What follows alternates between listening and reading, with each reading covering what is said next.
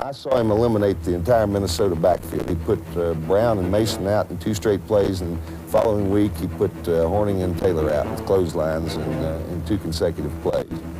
If you want to take a man out, it's very easy to do, looking him square in the eye, and that was my whole approach in the game. I wanted to put as much fear into his heart and as much pain on his back as I possibly could. Sprinkle never liked to lose. Sprinkle was not a dirty football player, as a lot of people think he was. But he wanted to give you the impression that he was, and that gave him the edge.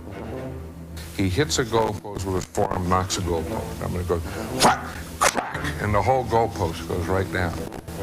My whole guys, all the guys are looking like this. He had an arm that was like a leg. I mean, his arm was about this big. Had the biggest arms I'd ever seen in my life. He was nasty. He would intimidate you with his chatter. They would get so crazy that they would try to hurt me. And that's the people that never touched me.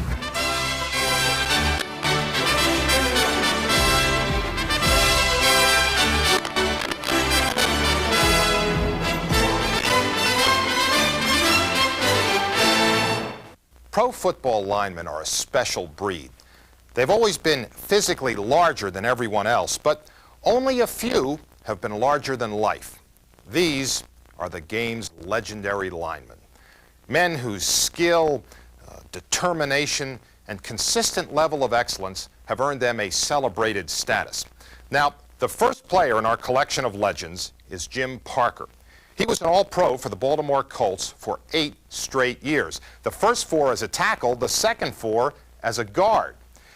Now, in direct proportion to his huge size was his humor and generosity.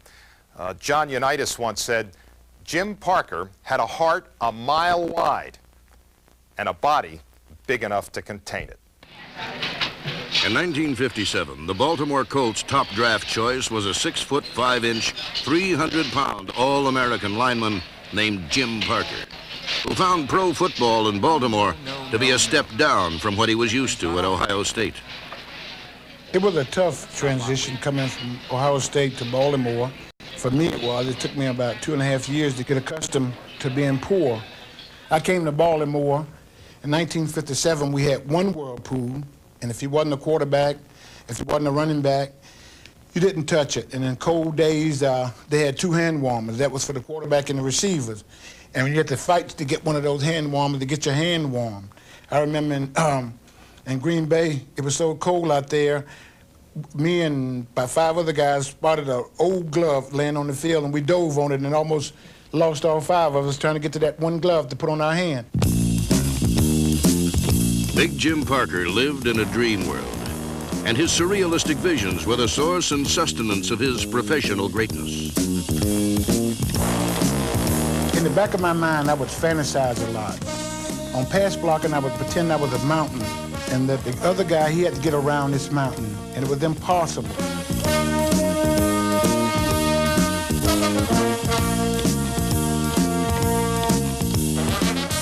Sometimes I would pretend I was a freight train running over a pedestrian and just psych myself up before every play. You run into Jim Parker, it's like just running into the side of a house. I mean, he likes to say of himself as a truck, but you can maybe get away from the truck, but here's the side of a house. And I ran into Parker, and he never gave an inch. Parker was like putting an apartment house in the line. I mean, literally, the man was so huge. And when I first saw Jim Parker play, I was amazed because he had great quickness, good feet, good balance, and also this incredible size and strength. And I think perhaps the most difficult thing for me to deal with as a defensive lineman was someone who had this huge bulk, who still had enough mobility to move around. Parker's blocks opened the holes that Lenny Moore ran through en route to the Hall of Fame.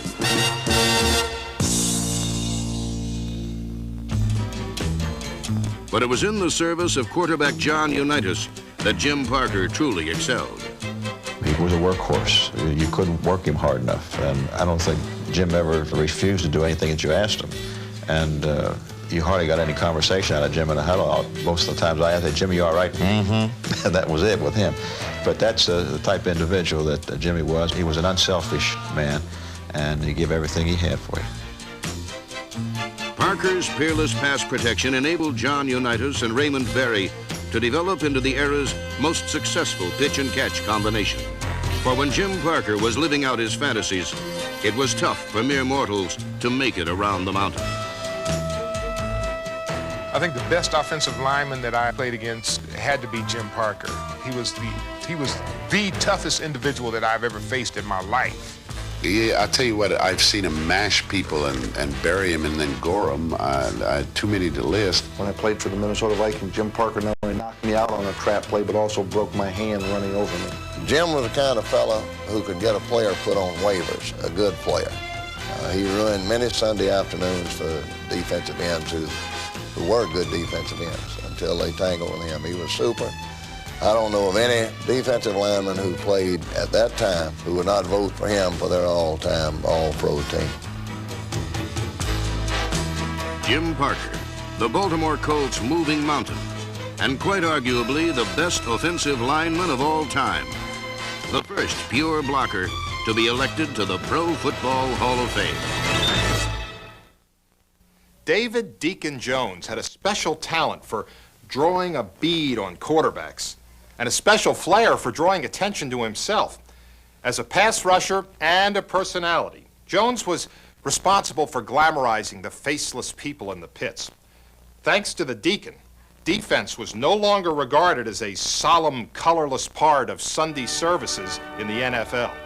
In the beginning, the assembled multitudes confined their worship to those gods of autumn that played offense. But then, a deacon from the deep south converted the flock. This deacon was baptized David Jones, and his nickname was not exactly a reverent tribute to the humble virtues of that old-time religion. Deacon was a public relations stunt. I needed a nickname when I came into the game. My real name is David Jones, and you look at the LA phone book, you see 25 or 30 David Joneses in there, and I needed something to set me apart from the rest of the pack, other than the fact that I was the best football player. Funk and flash were the trademarks of a one-armed bandit who yielded a jackpot of big plays.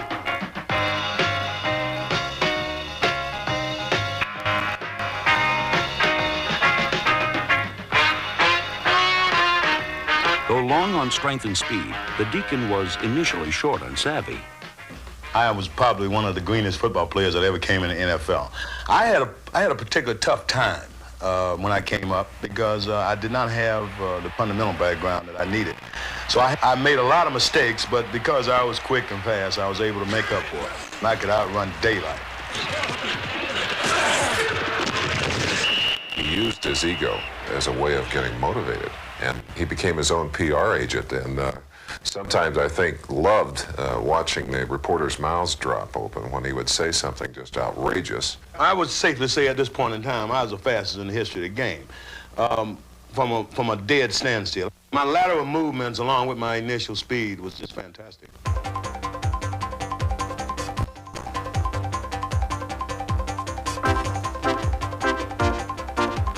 He was tabbed as Secretary of Defense, but diplomacy was not his forte. The Deacon would never put his signature on a non-aggression pact.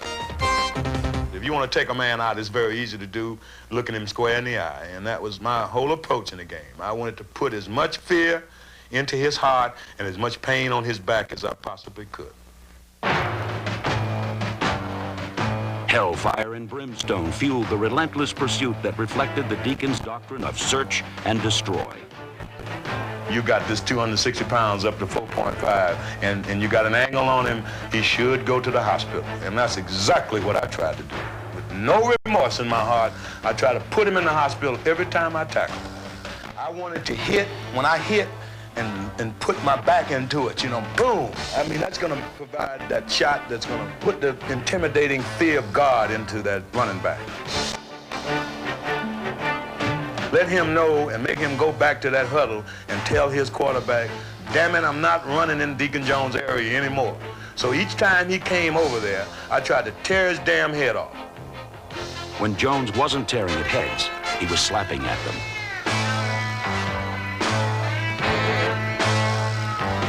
He was the man who devised the fine art of belting a blocker on the side of the helmet. I developed the thing they call a head slap. The head slap was to do two purposes. One was to give myself an initial head start on the pass rush. In other words, an extra step. Because anytime you go upside a man's head or a woman, then they have a tendency to blink their eyes or close their eyes, and that was all I needed. Gale Sayers had a statement out that all he needed was 16 inches. Well, all I needed was a blink of the old eyes, and I was by you.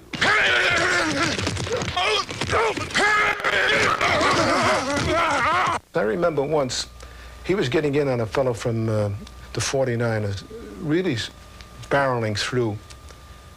And finally, the fellow was tired, so he grabbed him. So I threw my flag and said, 77, you're holding him. The guy looks at me and says, how the hell would you play him? And he was right. That's the only way you could have played Deacon Jones. I never would accept anyone hitting me illegally. Now, when that happens, then you must serve justice. And if you don't know how to serve justice, then you're going to get kicked around the league.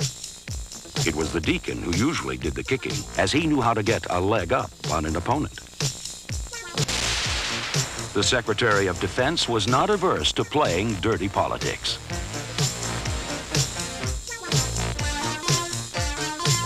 When Jones wasn't hooking quarterbacks, he was sacking them. Indeed, he invented the term itself. I've developed a term that is used in the game right now called sacking the quarterback. Sacking the quarterback is just like you devastate a city, or you cream a multitude of people. I mean, it's just like you put all the offensive players in one bag, and I just take a baseball bat and beat on the bag. Okay, we just found the term. Every time the Deacon pillaged the pass pocket, he made the term's meaning painfully clear.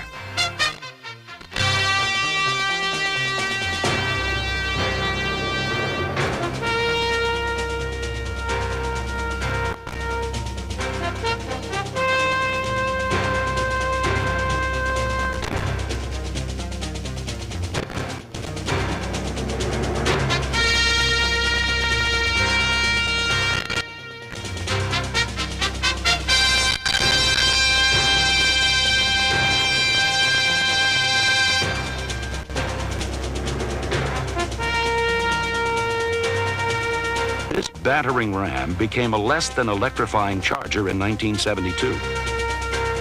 But even on the downside of his career, he still approached every Sunday as if it were Judgment Day, and occasionally flashed the brilliance that had showed fans it was possible to shout hallelujah when the defense took the field. The gospel, according to Deacon Jones, meant waging a never-ending assault on the opposition, and throughout his career, he always practiced what he preached.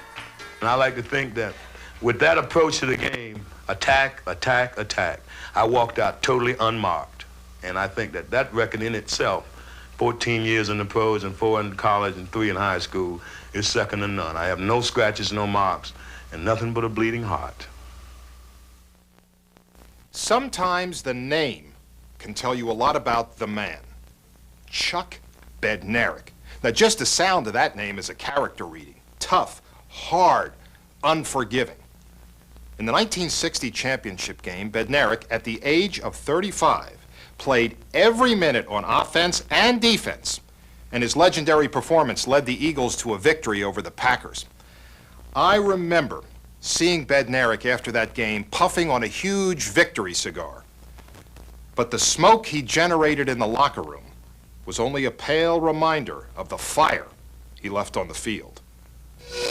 Since the turn of the century, eastern Pennsylvania steel mills have nurtured a special breed of men. 4 generations of hardy immigrant stock have been forged in the fiery furnace of the open hearth. One such steel town is Bethlehem, Pennsylvania, and one such man is Charles Bednarik. The son of Czechoslovakian immigrants, Bednarik grew up on the playing fields of Bethlehem, waiting to join his father at the mill. But World War II changed his destiny, and he grew up quickly as an 18-year-old B-24 waist gunner. After surviving 30 missions over Germany, Bednarik chose football over steel, earning All-American honors at Penn, All-Pro recognition with the Eagles, and being enshrined in both the college and pro football halls of fame.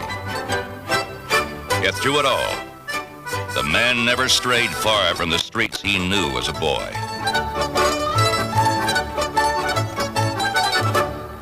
This little home right here, believe it or not, was my favorite home. We were 6 kids and my mother and father in this house. I couldn't speak English until I was 6 years old and went to 1st grade. My parents couldn't do it. My mother was, maybe 5'2", 220, you know, typical hard-working, tough Slovak woman. Look at here, there, you're on television. No. Co oni tu robia, hejže? No. At the age of 81, Mary Bednarik still remembers some words of wisdom she gave to young Charlie. And they told me, and I told him like that, don't hit him first.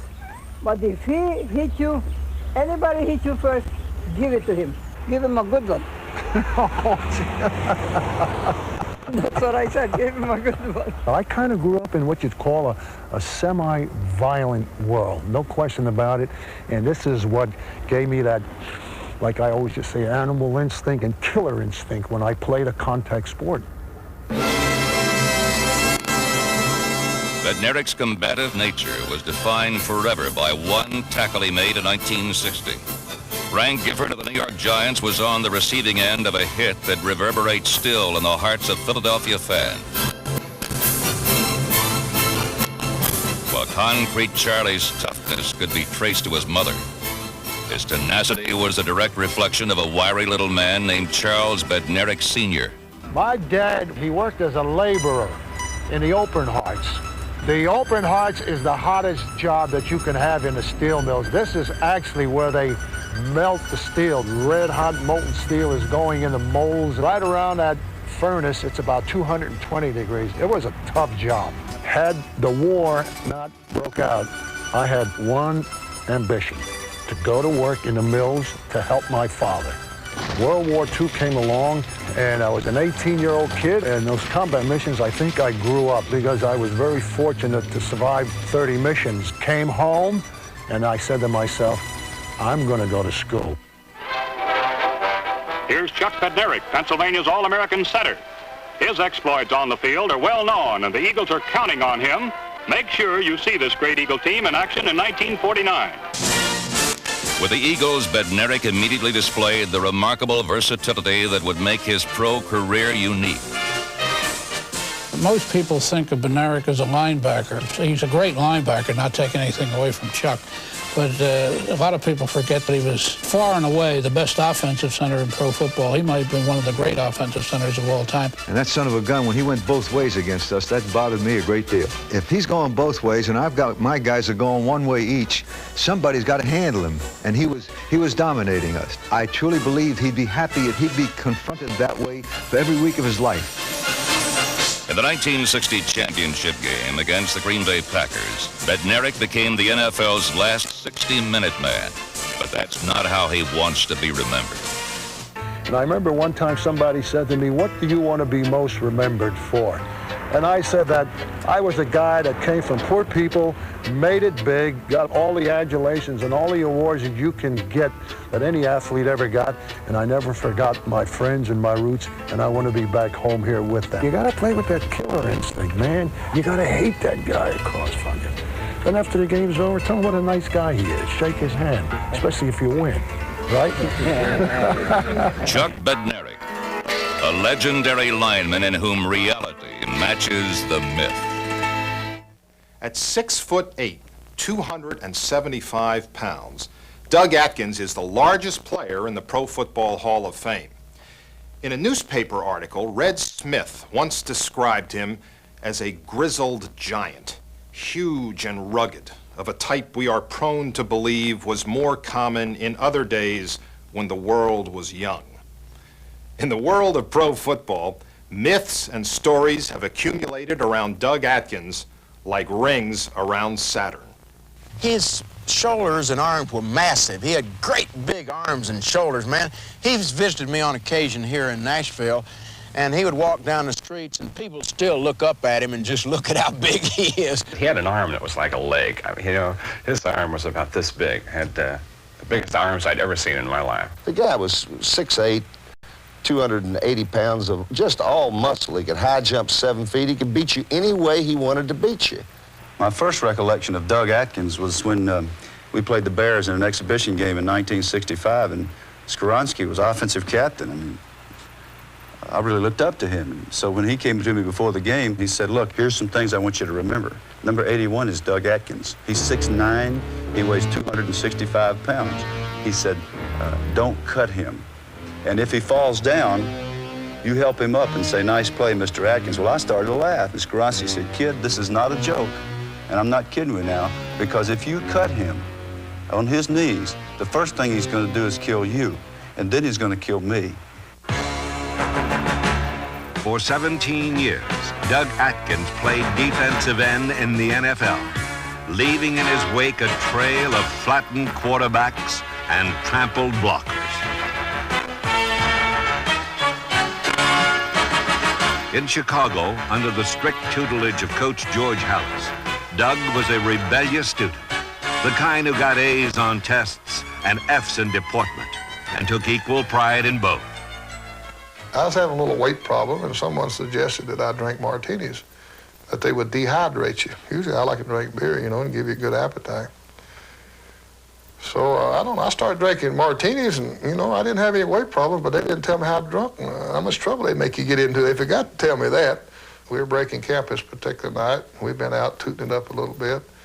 I thought I'd play Coach Halas a little music, and I turned that music up just loud as I could get it. Oh, he'd come out of there cussing, boy, oh, damn stupid hillbilly, this, that, and the other. We had a big fight right in the hall there. I think he'd swing at you. If you'd hit him, I think he swung back, because he was awful aggressive. And I looked down the hall and see everybody's heads be peeping out. He was probably the only guy that had enough guts to battle George Halas, because Doug was, you know, he was a tough guy. We used to have bed check with the Bears, and none of the assistant coaches would dare go in his room. I mean, he was free from bed check. And probably that was a good rule, because there might have been a couple of dead assistant coaches. When Halas had training camp in Rensselaer, Ditka and Doug did pretty much what they wanted to. Halas would come on the field and say, where's Doug? Where's Doug? We're having defensive drill. Where's Doug? And Doug's on a tractor over there in the cornfields. He's got his shoulder pads with a baseball hat on, plowing the corn patches in Rensselaer, Indiana. Nobody expected Doug to be a normal practice person. I mean, nobody. It just didn't seem like he was going to practice like everybody else, especially after the season started and he started getting beat up a little bit himself. He just didn't feel like practicing. You just always felt like the best thing to do was just to say, Doug, go get the quarterback.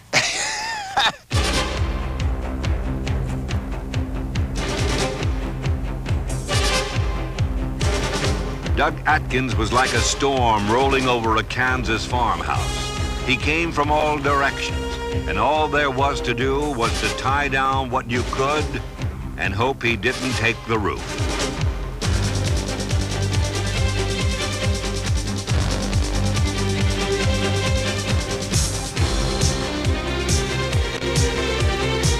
The legend of Doug Atkins, like the legend of the Loch Ness Monster and Bigfoot, often strains the bounds of credibility.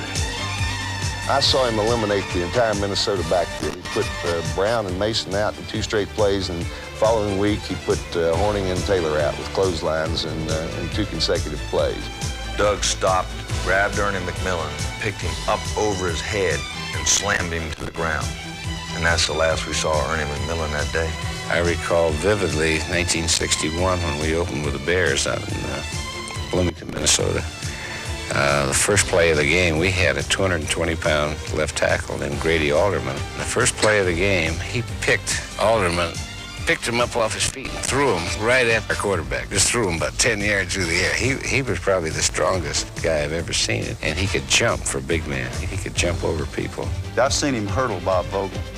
Bob Vogel's 6'5". I've seen Doug leap completely over him. Atkins was never at a loss for a trick to deceive his enemies. especially those as formidable as Jim Parker of the Colts. Jim Parker had been a former boxer. He had weighed about 290 pounds, and he was as mobile as a boxer. He was strong, and there was nobody in football that could beat Jim Parker. The only way Doug knew that he could beat him is if he got Jim mad.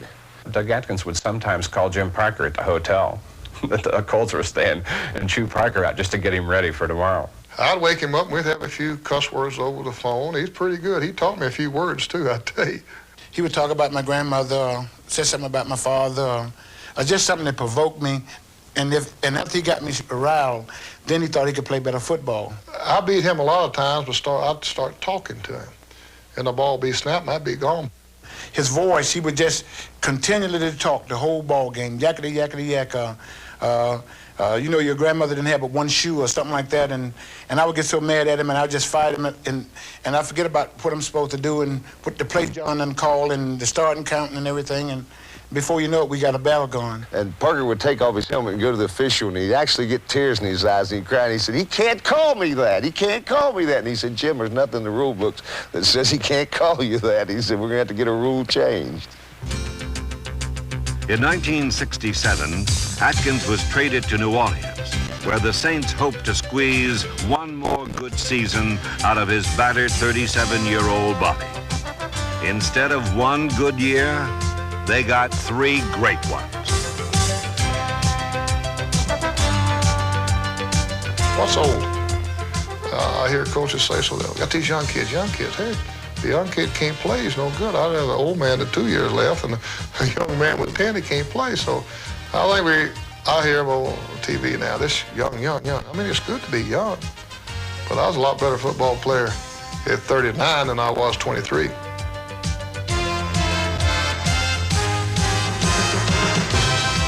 In 1968, Doug received the first Vince Lombardi Award, given to the most dedicated player in the game. At the awards banquet, he wore a tuxedo for the first time, a tailor-made one, size 56 long.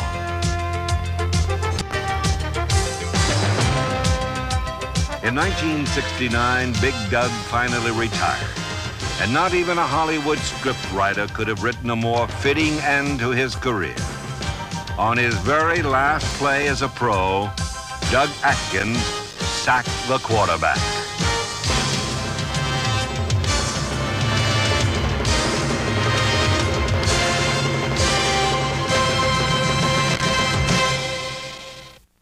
Green Bay, Wisconsin, although small in size, has produced some big-time football legends.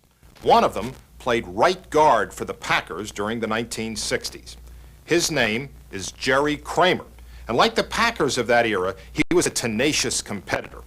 By the age of 29, he had already endured 23 operations, and his repeated recoveries were a testimony to his toughness. The Green Bay Packers were a legendary team, all right, and one of the main reasons was a legendary lineman named Jerry Kramer. He didn't take the path to greatness. He cleared it. It has been nearly 20 years since the championship days of the Green Bay Packers. But thanks to the eloquent prose of a lineman turned author named Jerry Kramer, their story remains a bestseller. The pages of distant replay are filled with words and images of snow-laden fields and proud men who covered themselves with equal amounts of mud and glory.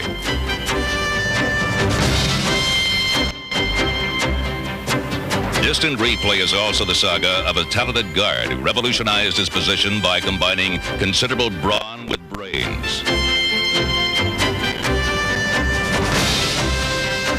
Jerry, I think, was the thinking guard. Don't misinterpret that. He was physically very tough, but Jerry was smart. He could work his way out of problems because he was able to think quickly on his feet. We were a running team. I think that's what made the Green Bay Packers our running game. I enjoyed the drive block, and I enjoyed the sweep.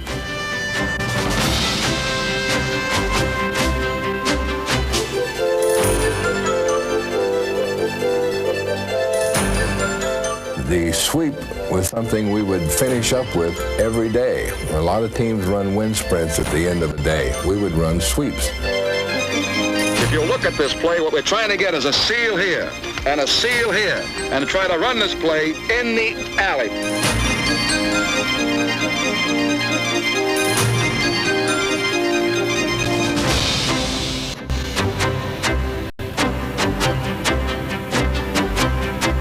The power sweep was a personal favorite of Vince Lombardi. He saw to it that the Packers perform it with perfection. Ironically, it was Lombardi's legendary pursuit of excellence that helped elevate Kramer's overall game, despite the stubborn lineman's original doubts to the contrary. I resented him a great deal in the early years. I thought he was a little too demanding, a little too pushy. I thought he was asking for things that I wasn't capable of delivering. But later on, when I began to push myself, when I began to have my own personal quest, then I began to understand what he was really talking about. Under Lombardi's influence, Kramer pushed himself to a level that often saw him making 2 blocks on a single play. Yet just as he reached his peak, he was struck down by a mysterious illness that stemmed from a boyhood accident when several wood splinters were lodged in his intestine. First diagnosed as cancer, it threatened more than just a career.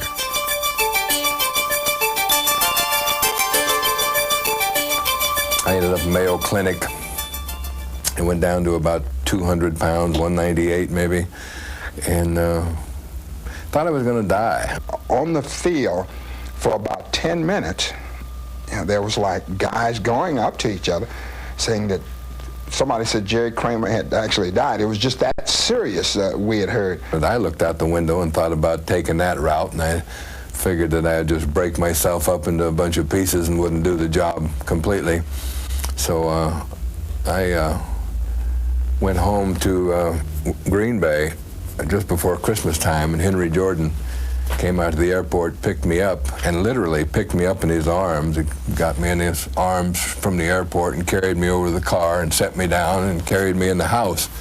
And of course, I recovered from that and ended up being able to play 2 or 3 more years, but it was quite an experience. Kramer's close brush with death is perhaps why he is modest when speaking of accomplishments, for they went far beyond perfecting the power sweep.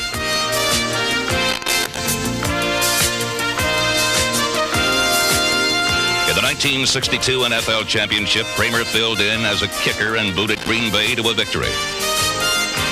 And in 1967, he threw what is considered the greatest block in NFL history, springing Bart Starr for the game winner in a last-second championship victory over Dallas.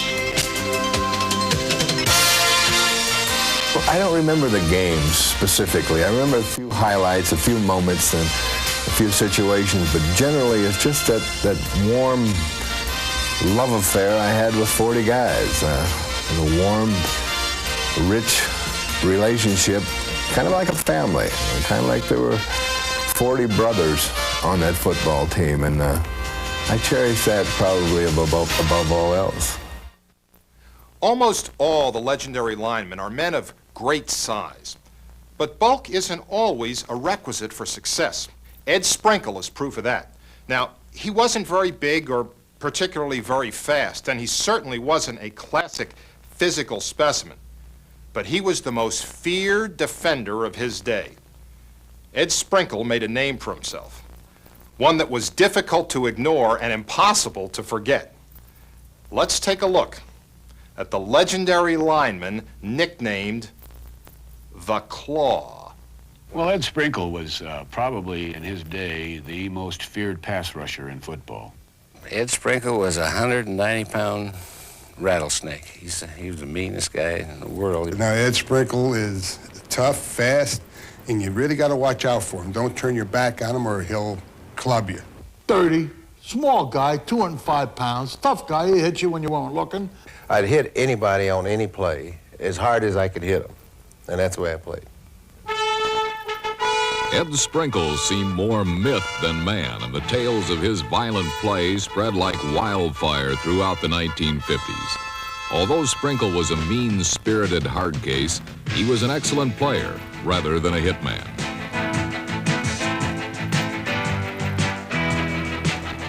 So good, in fact, that number 7 was double-teamed on most plays. He was an intense competitor who never gave up and ruled by intimidation, not dirty deeds. Sprinkle never liked to lose. Sprinkle was not a dirty football player, as a lot of people think he was. But he wanted to give you the impression that he was, and that gave him the edge. He was just short about 4 inches, 3/4 of an inch of being dirty. He always got there just in time to hurt you. But it was in time that it was legal. He'd run by and stick his arm out and clothesline. And I remember one time we're playing against him out there, and George Radiman was our quarterback. And we're playing him in the Yankee Stadium, and he clotheslined Radiman, and Radiman didn't wake up till the 4th quarter in the locker room in Yankee Stadium. He knocked him out. Under head coach and owner George Halas, the Chicago Bears were traditionally a rough, tough team. The toughest of the lot was Ed Sprinkle, whose clothesline tackle was his trademark. For this, he was nicknamed the Claw. When he came in, he used to club you across the head with that left hand, even with early or late. He always had my eyes watering all the time. He always clubbed me with that thing across the face, and your eyes would start watering. You do it with a runner or anyone. If they were running by, when you couldn't tackle them, if you couldn't reach them, you'd reach out and hit them with your arm extended. Then a quarterback, same way, catch them under the chin, and that was the technique about it. It worked pretty good. Like a bird of prey, the Claw swooped in, using his famous left arm to disrupt plays, leaving his teammates to scavenge the remains. Sprinkle's guillotine left arm savaged quarterbacks and scattered their senses.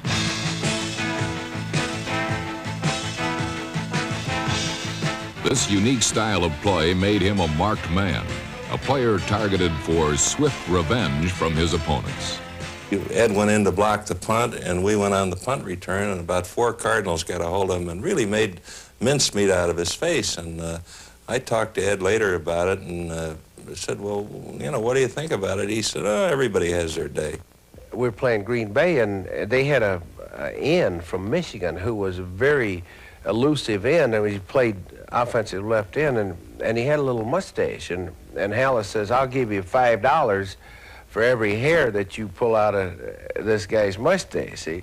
And they said that they ran a play, and I come running off the field holding my hand and started counting. Now Although Sprinkle was not a hatchet man, he was stuck with that reputation, and it got to be that players kept one eye out for the ball and the other for the Claw.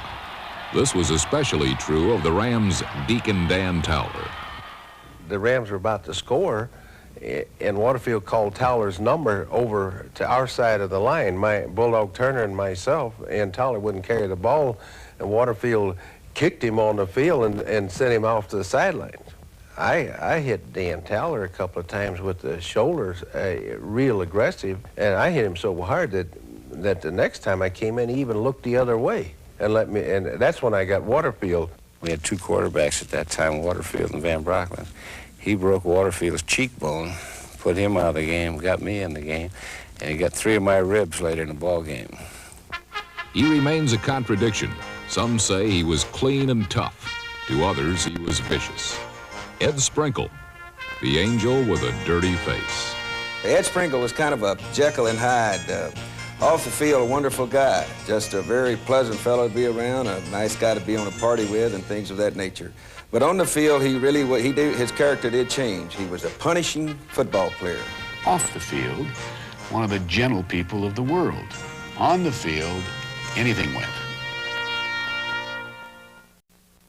Our next legendary lineman has made a successful transition from football to film. As a defensive tackle for the Detroit Lions, Alex Karras punished ball carriers with the ferocity of a mad dog. Now in his TV roles, Alex is a gruff but good-natured pussycat, and he'll be the first to admit he's no Robert Redford. But his determined toughness on the football field still has his critics applauding. I realized when I was at a very young age, if I was to stand and do battle with anyone head up, that I could get hurt. But when number 71, Alex Karras, joined the NFL, he never flinched from head-on combat. The prospect of getting hurt never seemed to bother him, and he could run a long way to inflict pain on others.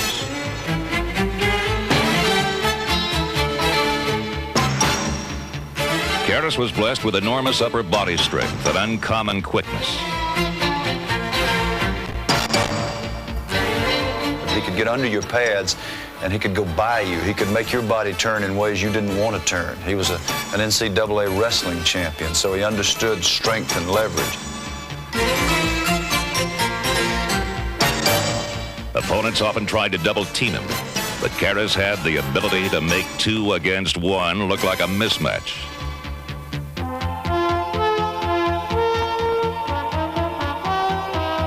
His pass rushing technique was devastating and dainty. Alex had a very unusual style of pass rushing. He would get up and he would run very quickly on mincing steps, and he was actually on the tip of his toes, and that's why he was called Tippy Toes.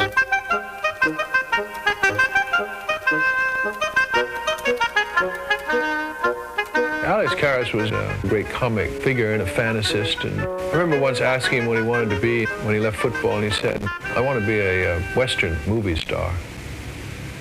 He said, "No, I don't want to be called Slim or Tex or anything like that. I want to be called, what was the name he picked for himself? Ace Zerblonsky, that was it." He said he wanted, that was his name. He said, "I want to have a different sort of a name." Ace Zerblonsky he wanted to be, and not only that, but he didn't want to wear a cowboy hat. He wanted to carry a little Japanese parasol. Come game time, he preferred playing the role of villain. He was nasty. He would intimidate you with his chatter. I could get some of them very mad and so upset that they were like the giant bull that would just want to kill me as opposed to setting up and zeroing in on me. I would build up a hatred. I would start cussing him, and I would start thinking about him. Maybe a little bit on Tuesday, a little more on Wednesday, and a little more on Thursday, and all day Friday, and all day Saturday, and all day Saturday night, and Sunday morning, to the point where I had worked myself into an emotional state. They would get so crazy that they would try to hurt me. And then that's the people that never touched me.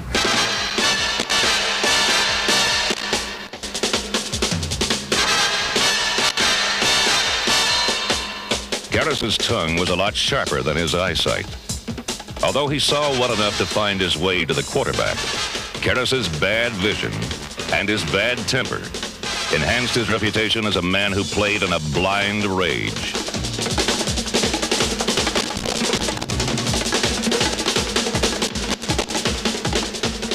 We were playing the Bears one time in Chicago, and about in the third quarter, I looked over, and this guy's holding Alex, and Alex is yelling at the guy, "Damn it, stop holding me," and was kicking the guy. And the guy was his brother, Ted Karras. Alex didn't know it was his brother. Alex Karras was 2 totally different people off the field and on the field. On the field, he hated anybody that had another uniform color on. Meanest man alive. But off the field, just a nice guy. You're 2 characters. You become kind of schizophrenic. What happens is that you are this whoever you are off the field, and when you're on the field, you are playing the game of war. In the game of war, Alex Karras distinguished himself for 12 seasons. A 4-time All-Pro, he was selected to the Pro Bowl 3 years in a row. This mighty warrior who muscled his way to the quarterback on mincing steps was part Conan, part comedian. Alex Karras was a one-of-a-kind player, a unique individual, and a legendary lineman. Offensive tackle Bob Brown was a 5-time All-Pro who played with the Eagles, Rams, and Raiders. He was known as Boomer, and if you want to know how he came by his nickname, just ask any of the defensive players of the 1960s who had to absorb his explosive forearm. Now, Bob Brown was more than muscle and might. When he wasn't burying pass rushers, he was burying his face in a book. Bob earned a master's degree at the University of Pennsylvania. But you still get the impression that his favorite course was in the NFL's School of Hard Knocks. The most intimidating offensive lineman in NFL history was a huge, angry man named Robert Stanford Brown. Bob Brown didn't just block people, he buried them with an aggressive attacking style that made him totally unique. Bob Brown took the game and he played offense with a defensive guy's personality. Bob Brown believed that he could hit you with his forearm, and as he used to say, take a quarter out of you. In other words, if he really hit you, you know, that you wouldn't play hard until probably the next quarter. I didn't try to finesse guys. I just tried to beat up on them for 60 minutes. Because I was trying to hit that area that was just below where the shoulder pads stop. There's a lot of real meaty, nice parts in that area. We can get a little bit of spleen. Usually it worked. Everything about this Bunyan-esque character was larger than life, including his intellect. After earning a degree in biology from Nebraska, Brown moved to Philadelphia to play for the Eagles and became the Ivy League's only postgraduate student nicknamed Boomer. Brown's body was so immense that special, oversized equipment had to be ordered, and in his rookie year, the Eagles routinely assigned him to block more than one man on extra points and field goals. But it soon became apparent that Brown's ability was every bit as massive as his size. Boomer had the strength to blow open huge holes with a drive block. He had the speed and agility to pull out and take on a defender in the open field.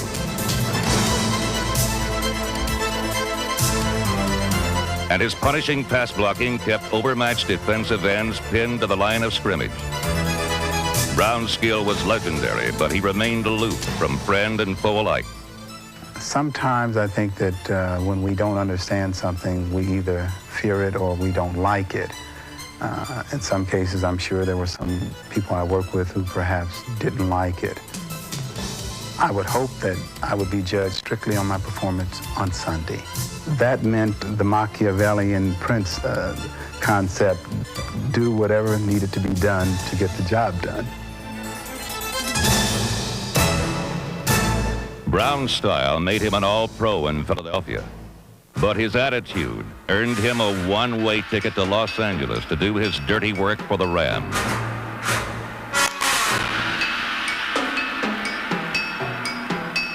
Once again, Boomer made the Pro Bowl, and once again he was sent packing, this time to a team that matched his mood, the Oakland Raiders. Brown immediately made his impact felt. We got Bob the first day, and no one knows, you know, Bob Brown. They don't know him personally, they just know his reputation. He walks out of the locker room and he walks all the way up to the other end, you know, where the goalposts are, and he hits a goalpost with his forearm, knocks a goalpost. I'm going to go, whack, crack, and the whole goalpost goes right down. My whole guys, I mean, all the guys are looking like this. Oh. You know, and then they didn't know what to call him. You know, Bob, so they said, Mr. They called him Mr. Brown. Turned around, walked off the field. And I've heard just so much about it over the years, but today I will reveal that the night before, I saw that post in half. I'm lying. It was probably rotten and it just broke. I wanted that story circulated to every defensive end in the league. The legend of Boomer Brown is based on 9 remarkable seasons of on-the-field achievement.